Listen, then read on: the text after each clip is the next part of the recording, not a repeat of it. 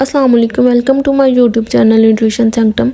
आज की इस वीडियो में मैं आपको बताऊंगी कि डायबिटीज़ पेशेंट्स को अपनी डाइट में क्या क्या चीज़ें इंक्लूड करनी चाहिए और कौन कौन सी फूड को अवॉइड करना चाहिए अपनी डायबिटीज़ को या शुगर लेवल को कंट्रोल में रखने के लिए या नॉर्मल में रखने के लिए। फर्स्ट ऑफ ऑल तो मैं आपको बताऊँगी कि डायबिटीज़ एक्चुअली होता क्या है। डायबिटीज़ जो है हमारी बॉडी में एक मेटाबॉलिक डिजीज़ है जिसमें हमारा ग्लूकोज लेवल, जिसे ब्लड शुगर लेवल भी कहते हैं, वो इंक्रीज़ हो जाता है हमारे ब्लड में। और जो है टाइम गुजरने के साथ साथ इसके साथ और भी बहुत सी डिजीज़ हो सकती हैं जिनमें हार्ट डिजीज़, किडनीज़, आइज़ पे भी इफ़ेक्ट हो सकता है डायबिटीज़ का। तो डायबिटीज़ एक्चुअली होती क्यों है?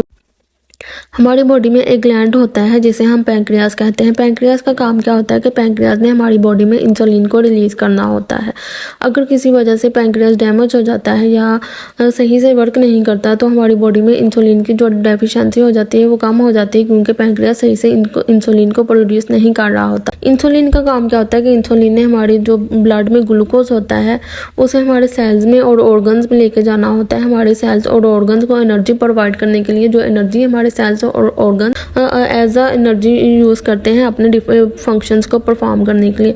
तो जब हमारी बॉडी में इंसुलिन की डेफिशिएंसी हो जाएगी तो हमारी जो इंसुलिन है, तो हमारी बॉडी में जो ग्लूकोज है वो सही से हमारे सेल्स और ऑर्गन्स में नहीं जा सकेगा, क्योंकि जो हमारी इंसुलिन होती है हमारी बॉडी में उसने ग्लूकोज को हमारे सेल्स और ऑर्गन्स में लेके जाना होता है। आप कह लें कि जो इंसुलिन है वो एक गाड़ी है जिसमें ग्लूकोज ने बैठ के हमारे सेल्स और हमारे ऑर्गन्स में जाना है।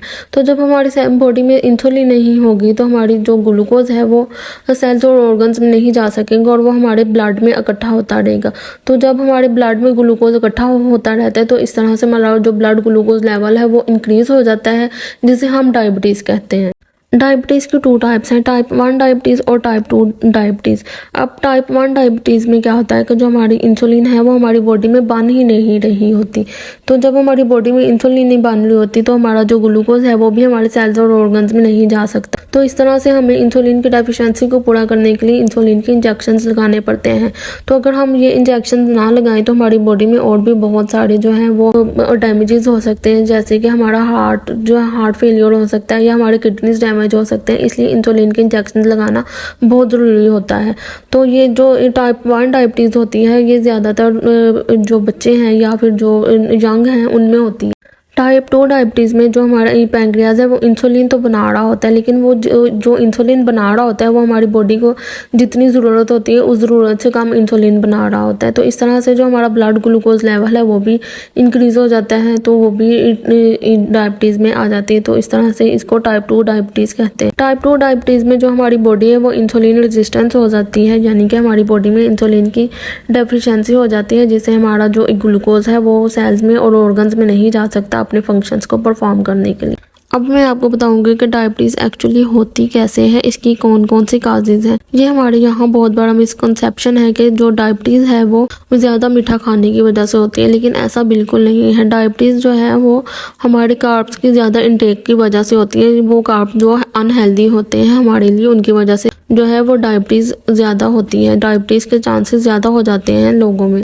डायबिटीज़ की काजेज़ में इंसुलिन रेजिस्टेंस आ जाती है, यानी कि हमारी बॉडी में इंसुलिन नहीं बन रही होती।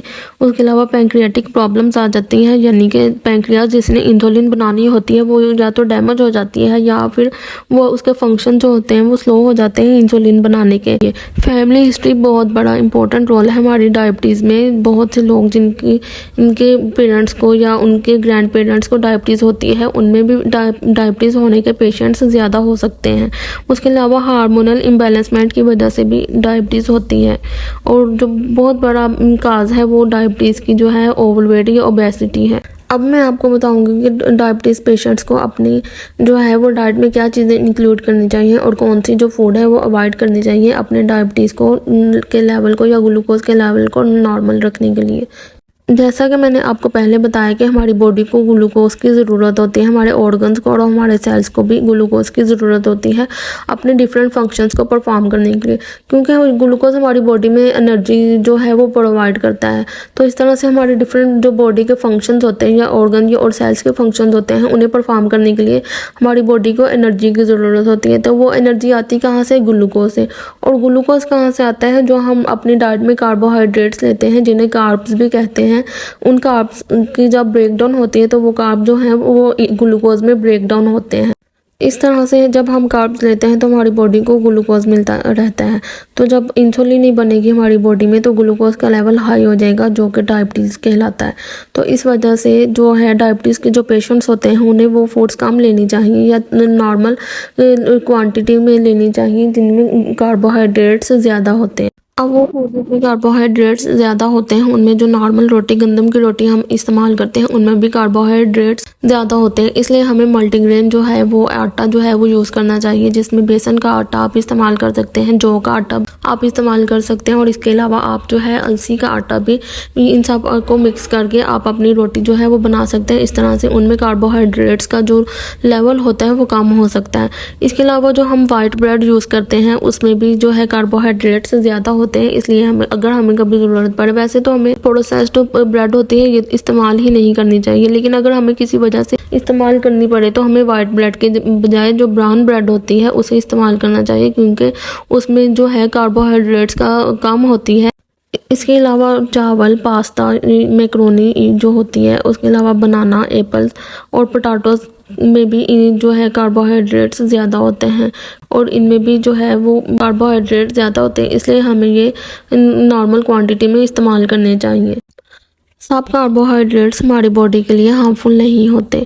वो कार्बोहाइड्रेट जो प्रोसेस्ड होते हैं, जैसे कि मैंने आपको बताया ब्रेड हो गई और इसके अलावा जो मैदा होता है, ये सब चीज़ें जो हैं ये प्रोसेस्ड होती हैं, इसलिए हमें ये ज़्यादा कार्बोहाइड्रेट्स देते हैं और ये कार्बोहाइड्रेट्स जो है हमारे लिए हार्मफुल भी होते हैं। इसलिए हमें अनप्रोसेस्ड फूड जैसे कि वेजिटेबल्स, होल ग्रेन्स हमारे हेल्दी होती हैं, उन्हें अपनी डाइट में इंक्लूड करना चाहिए। वो डाइट जो डायबिटीज़ पेशेंट को इस्तेमाल करनी चाहिए उनमें फिशेस आ जाती हैं, लीफी ग्रीन वेजिटेबल्स आ सकते हैं, इनका हम सैलड बना के हम अपनी डेली रूटीन में इस्तेमाल कर सकते हैं।